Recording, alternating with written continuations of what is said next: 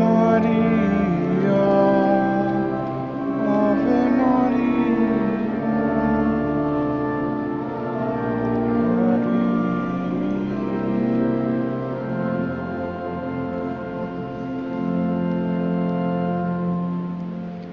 Fl-isem tal-Missier u tal-Iben u tal-Ispirtu Santu.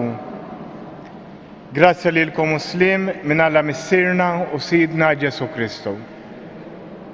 Hu telezis l-lum qegħdin noffru dil-Quddisa għal Edwin Xkembri. U f'din mixja tal-Erbat illum ser inkomplu l-ħsieb tagħna fuq parti oħra ta' Slima u llum ser nirriflettu ftit fuq l-isem ta' Ġesu. Biex nitħejju tajjeb bħal dal-misteru li issa qegħdin niċċelebraw, jew nitolbu maħfra l-mulej għal dawk id-drabi li fihom inqasnieh. Int li sir bniedem bħalna u salvajtna, mulej ħniena. Int li mittalina fuq is-salib, Kristu ħniena. Int li rġajt ftaħtilna triq tas-sema, mulej ħniena. Iħenna lina Alla li jista' kollox, jaħfrinna d-nubietna u wassalna għal ħajja ta' dejjem. Nitolbu. O Alla intrit li l-Verġni Marija issirhom mibnek u tibqa' verġni u hekk offrejt il-bnedmin kollha il-ġid tas-salvazzjoni għal dejjem. Għamel inħossu l-qawwa tat-talb tagħha lina, aħna li bija ilqajna lil mintana l-ħajja. Ibnek Ġesu Kristu Sidna li hu Alla u miegħek jgħix bisaltan flimkien mal-Ispirtu Santu għal dejjem ta' dejjem.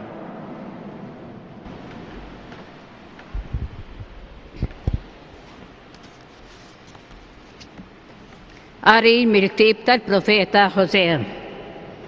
Iżrael id-dirja kollha frijej u tagħmel ħafna frott. Aktar ma kellu frott, aktar bena altari. Aktar ma kienet tagħti l-art, aktar sebbaħ il-pliri sergli. Qalbhom mifruda fija nfisha u issa jkollhom ipattu. U Alla li se jkun ikissrilhom l-artali u jfarkilhom il-pliri sagri tagħhom. Għax is-suma jgħidu m'hemmx sultan għalina. Aħna ma nibżgħux mill-mulej. X'jista' jagħmlilna s-sultan? Intemmet Sammarija, is-sultan tagħha bħal laxqaf wiċċ l-ilma. Jiġġarfu s-santwarji fuq l-oljiet tal-ħażin u id-dnub ta' Iżrael. Xew kolli qatt jinbet fuq l-artali tagħhom. Qatt jgħidu l-muntanji, għattuna u lill-oljiet ordnawhom. Iġraw għalikom il-ġustizzja u taħżu l-frott ta' tiba. Qabżu l-art mistrieħa għax wasal żmien li tfittxu l-mulej. Sakemm jiġi u jibgħat ix-xita tas-sewwa fuqkom. Il-kelma tal-mulej. Nroddu ħajr lil-Alla. Sam responsorjali ngħidu fittxu wiċċ il-mulej il-ħin kollu. Fittxu wiċċ il-mulej il-ħin kollu. Għannulu u daqqulu, xandru l-ġubijiet tiegħu kollha. Ftaħru bl-isem qaddis tiegħu u tifraħ il-qalb ta' dawk li fittxu l-mulej flimkien, fittxu wiċċ il-mulej il-ħin kollu. Ħabirku biex tarfu l-mulej u l-qawwa tiegħu, fittxu l-wiċċu l-ħin kollu. Ftakru fil-ħwejjeġ kbar li jagħmel u fl-ġubijiet u l-ġudizzju tiegħu flimkien, fittxu wiċċ il-mulej il-ħin kollu.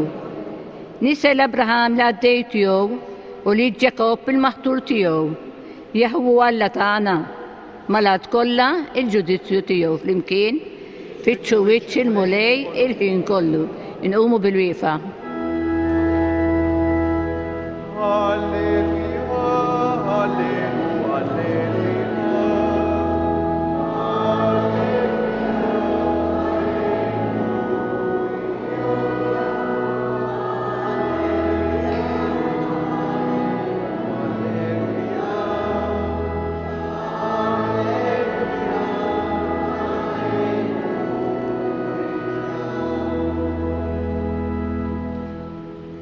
Is-saltna ta' Alla waslet, indmu u emnu fl-Evanġelju. alleluja.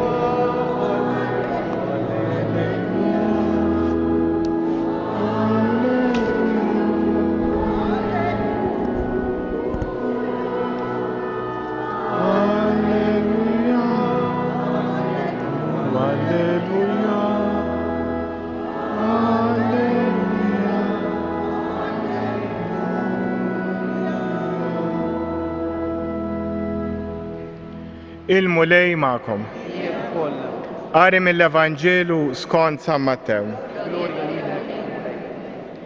F'dak iż-żmien Ġesu sejjaħ leħ 12 id-dixxieplu tiegħu u tawhom is-seta fuq l-ispirti ħżiena biex ikeċċuhom u jfejqu kull xorta ta' mard u l-kull min nieqes minn saħħtu. L-ismijiet ta' 12 l-apostlu huma dawn. L-ewwel Xmun jgħidulu Pietru u ħoh Indri u Ġagbu ta' Zebedew u ħoh Ġwanni, Filippu u Bartilmew, Tumas u Mattew, il-Pubblikan, Ġagbu ta' Alfew u Taddew, Xmun il-Kanani u Ġuda l-Iskarjota li jimbagħad itradih. Lil dawn it-12 Ġesu bagħathom f'dawn l-ordnijiet.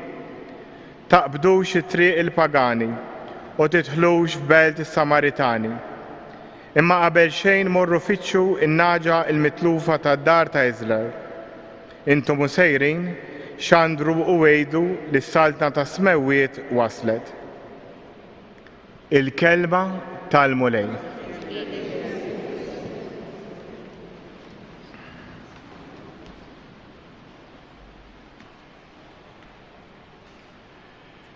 Ek fit-talba ta' slima, talba li qegħdin nirriflettu fuqha f'daw l-erbad, fhem minnhom ngħidu il-birek il-frott tal-ġuftijek Ġesu. Din il-kelma Ġesu xi tfisser? It-tifsira tal-isem Ġesu, Emanuel, jagħtija nistgħu ngħidu Alla stess permezz tal-anġlu tiegħu. Meta der lil Ġuseppi qallu inti semmih Ġesu li tfisser Alla magħna. Allura l-isem ta' Ġesu dak li jfisser. Ifisser li Alla huwa magħna. Dan Alla li ħoloq is-sema u l-art li ċekka lilu nnifsu u sar bniedem bħalna f'kollox minn barra id-dnub. Permezz ta' dan l-isem imbagħad aħna nkunu salvi. Għandna l-esperjenza ta' San Pietru li dieħel fit-tempju, dieħel biex jitlob, ikun hemm wieħed li hu marit, Pietru x'jgħidlu? Fidda u deb m'għandix. Imma fl-isem ta' Ġesu ta' Nażaret imxi. Il-dan il-bniedem li ma jistax jimxi, Pietru jagħtih din is-saħħa permezz tal-isem ta' Ġesu. U dan l-isem ta' Ġesu għandu wkoll il-qawwa tagħna. Hekk kull eżorċista x'in jiġi biex ikeċċi x-xitan, l-isem ta' Ġesu juża. Jgħidlu f'isem ta' Ġesu ngħidlek itlaq. U aħna wkoll nistgħu nirrelataw mal-Alla u mal-ħażen fl-isem ta' Ġesu. Meta jien għaddej minn xi diffikultà, meta forsi xi ħadd qed jinkwetani, meta forsi wlied qed jinkwetawni jew il-ġenituri jew tħall f'xi waħda u ma nistax noħroġ minnha, jien nista' nitlob f'isem il-qawwa ta' Ġesu biex kemm jista' jkun dak is-salib neħles minnu. Biex jekk hemm xi ħaġa ta' ħażen marbuta mija jew marbuta ma' dik is-sitwazzjoni neħles minnha. L-isem ta' Ġesu għandu l-qawwa kbira. Basta aħna nużawha u ngħiduha bil-fidi. Dan l-isem ta' Ġesu Alla magħna nistgħu ngħidu wkoll lan ta' kull nisrani. Għaliex? Għax aħna msejħin ukoll inkunu Ġesu ieħor. Ġesu tfisser Alla magħna. U aħna msejħin inkunu xhieda ta' dan Kristu, aħna msejħin inkunu l-melħ tal-art, id-dawl tad-dinja. Hekk ħafna drabi xi qaddisin fosthom Mater Teresa ta' Kalkutta kienet tħobb tgħid li aħna l-idejn u s-saqajn ta' Ġesu. U ġieli forsi rajtu xi statwa ta' Ġesu, ir-ras, iż-żaq, però bla idejn u bla saqajn. San Paolo fakkarna wkoll aħna l-ġisem mistiku ta' Kristu, Ġesu r-ras u aħna l-ġisem. Kull wieħed waħda minna għandu rwol differenti fil-Knisja. U ma nistgħux noqogħdu nqabblu ma' xulxejn. Ma jistax il-ħal joqgħod jgħira l-lit jew li tejra s-sieq għax inkella niġu mankati kollha.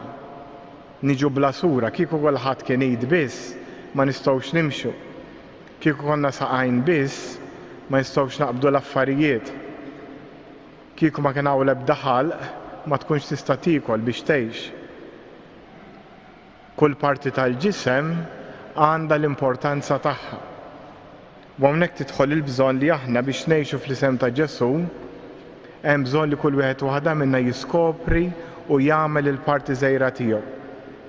U din il-parti żgħira ma nagħmluhiex billi nikkupjaw l-oħrajn imma billi nkunu aħna. Flimkien ma dan kollu l-isem ta' Ġesu mod kif aħna nfaħru lil Alla. U għandna nfaħruh l-isem ta' Ġesu, għandna l-istorja ta' Eliżabetta li xinrat il-Marija bdiet tgħid il-kantiku. Għandna ħafna mumenti anke mill-istess Ġesu li jħossu mħeġġeġ mill-Ispiritu u jibda jitlob. U bħalma Ġesu kien jitlob lil Alla missieru, aħna nistgħu nitolbu kemm lil missier, nistgħu nitolbu kemm f'isem Ġesu u nistgħu nitolbu wkoll lill-Ispiritu Santu. Lekkew issa nagħmlu mument ta' skiet biex dan l-isem ta' Ġesu niftakru li Alla huwa magħna u niftakru li minnu nieħdu l-missjoni tagħna li nkomplu l-ħajja ta' Ġesu fid-dinja. Alla jibqa' magħna fid-dinja permezz tiegħek u permezz tiegħi. Fi skiet nitolbu fuq dan.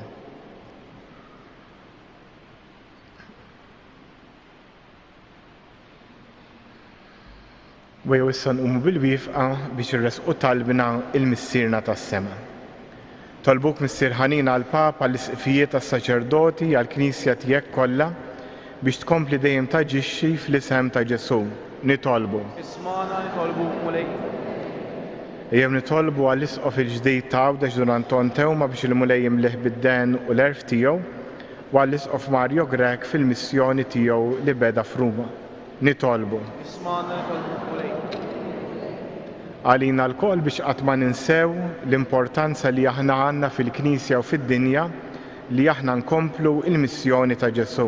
Nitolbu. Ismana nitolbu mulej.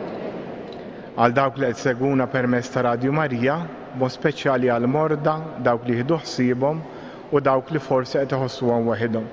Nitolbu. Ismana nitolbu mulej. U issa fi skiet jew resqu talbna il-missierna tas-sema. Nitolbu dan kollu bi Kristu Sidna. Ila dani l-mobs mulej. Ila dani. Ila dini ġurnata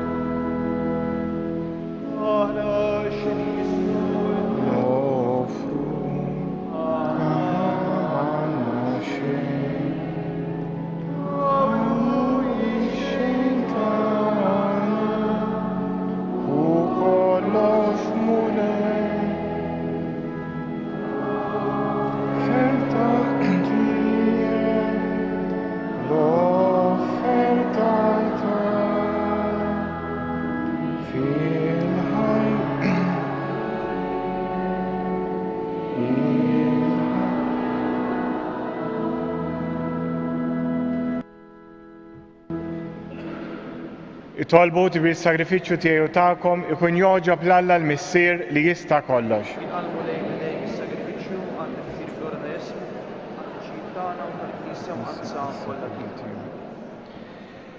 Il-qamu lej l-offerti li qed nagħmlulek. Watina li l-Ispirtu Santu jimla l-qlub tagħna bid-dawl tiegħu biex fuq l-eżempju tal-Verġni Mqadsa Marija isaħħilna nfittxu u nożlu dejjem dak kollu li hu tiegħek. Bi Kristu Sidna.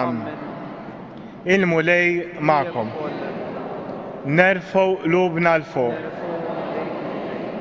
Niżżuħħar lill-mulej Alla tagħna. Sewa u xieraq tas-sew mlej missier qaddis Alla ta' dejjem tista' kollox, tajjeb u taġi tas-salvazzjoni tagħna li dejjem u kullimkien irroddulek ħajr. L-aktar f'dan iż-żmien li fit-twelid misterjuż minn Verġni u rejtna bħala dawl għal ġnus is-sagrament tas-salvazzjoni tagħna, Ibnek Ġesu Kristu Sidna, li bħala rus ħareġ minn kamartu, iddalina bħala Salvatur u mulej biex jeħlisna mid-dlamijiet u mid-del tal-mewt u jagħmilna saltina ta' dawl bla tmiem. Għalhekk nissieħbu mal-qtajja tal-anġli u ferħ kbir infaħruk u intennulek. Qaddis, qaddis, qaddis. Is-smawiet u l-ard mimlija bil-glorja tiegħek. Osanna fl-ola tas-smawiet. Imbierek minn ġej f'isem il-mulej. Osanna fl-ola tas-smawiet.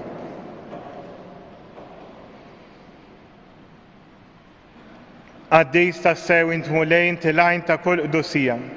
Qaddes għalhekk nitolbuk dan l-offerti bil-barka tal-Ispirtu tiegħek biex isiru għalina il-ġisem u d-dem ta' Sidna Ġesu Kristu li meta kien se jingħata biex mirraj ħibati ħal ħobs radd il-ħajr qasam tal id-dixxiepli tiegħu u qal ħudu u kulu l-kol minn dan għax dan huwa ġismi li jingħata għalikom.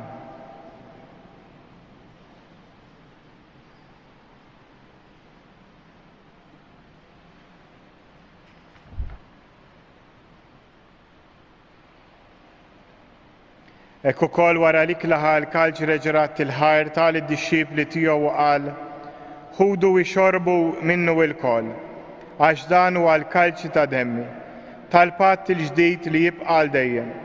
Id-dem li jixxerret għalikom u għall-bnedmin kollha għal maħfra ta' dnubiet. Għamlu dan b'tifkira tiegħi.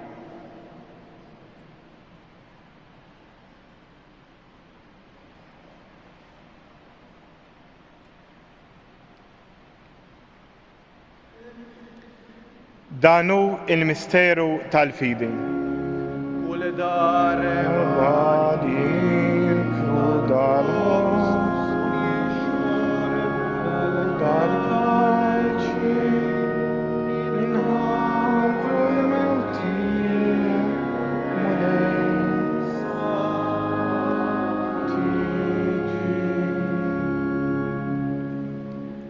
Għalhekk aħna nagħmlu dan b'tifkira tal-mewt u l-qawmien ta' Sidna Ġesu Kristu, nofrulek mulej il-ħobs tal-ħajja u l-kaġ tas-salvazzjoni u rraddulek ħajr għax oġbok tilqana qudiemek biex naqduk.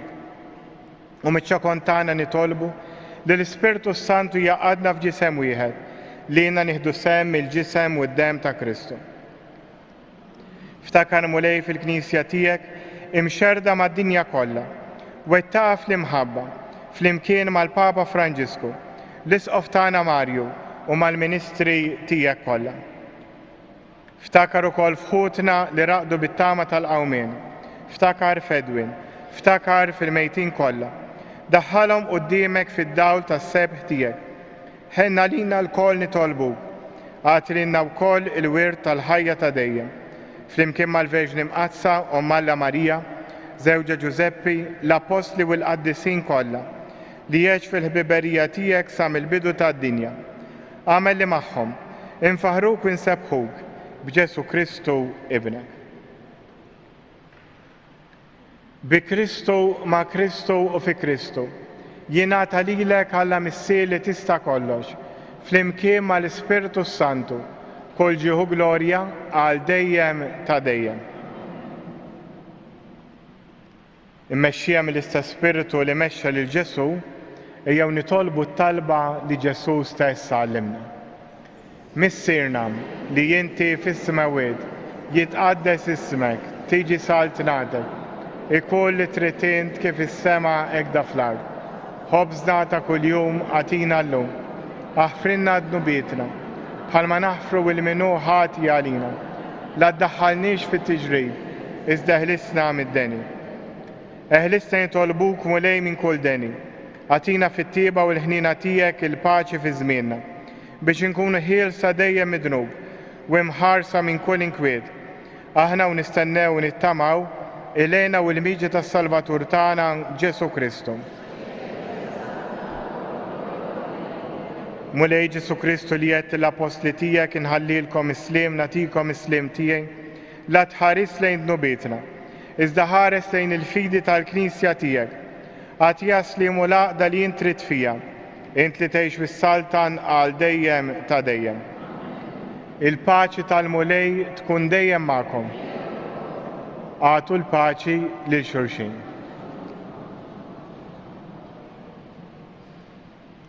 Ħaruf tal-lam, neħidnu bit tad-dinja.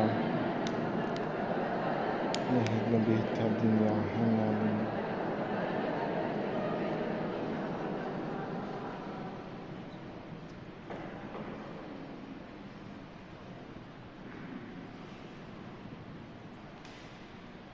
Danu il-ħaruf tal-lam, danu li jneħħi d-nubiet tad-dinja, ħen jindawk li huma mistiedna għall-ikla tal-ħaruf. Mulej ma jistgħux li tkun s-saf tiegħi, żdejt biss kelma waħda u ruħi kullu fihom. Il-ġisem ta' Kristu. Amen.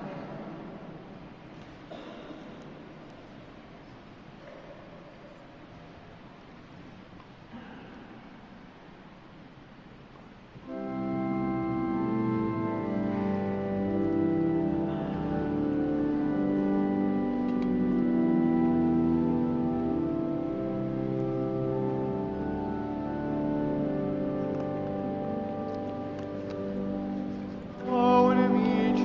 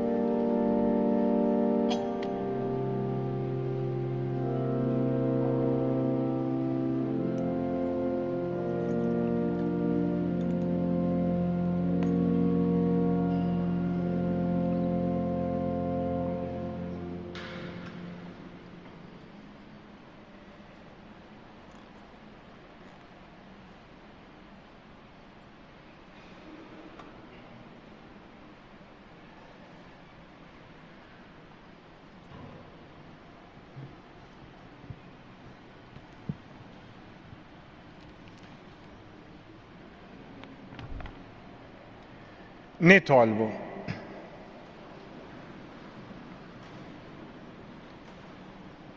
Kolna ferħana mulej bit-tifkira tal-Verġni Mqadsa Marija, tqarbilna bil-ġisem u d-dem tal-verb tiegħek magħmul bniedem.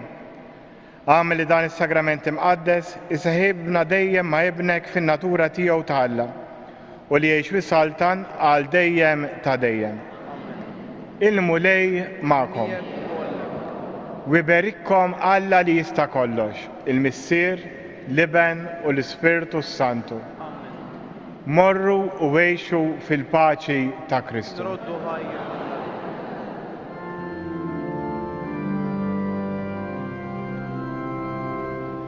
Il-maqdes ta'